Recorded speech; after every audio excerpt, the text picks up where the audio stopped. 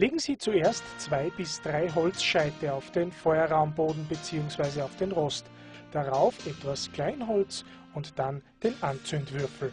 Eine eventuelle Geruchsbildung durch Nachtrocknung der Schutzlackierung verliert sich nach kurzer Zeit. Auch könnte es anfangs zu Rauchbildung kommen. Der Raum sollte bei der ersten Inbetriebnahme gut durchlüftet werden. Nach dem Anzünden ist die Feuerraumtür zu schließen. Die Luftregulierschieber sind anschließend laut den Angaben auf dem beigelegten Geräteblatt einzustellen. Großen Einfluss auf das Sauberbleiben des Sichtfensters hat neben der Verwendung des geeigneten Brennstoffs und ausreichendem Schornsteinzug auch die Art und Weise, wie der Ofen bedient wird. In diesem Zusammenhang wird empfohlen, die Brennstoffauflage nur einlagig vorzunehmen und möglichst große Stücke zu verwenden, die die Feuerraumbreite weitgehend ausfüllen.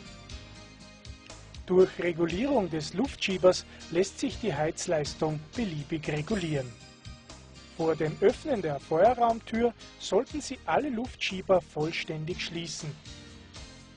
Weiterer Brennstoff sollte nur auf die Grundglut, also wenn keine Flamme mehr sichtbar ist, aufgelegt werden.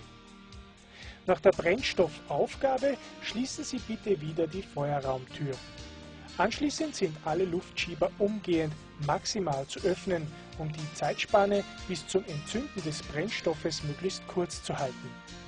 Sobald der Brennstoff lebhaft brennt, ist die Reglerstellung langsam wieder wie auf dem beigelegten Geräteblatt beschrieben herzustellen.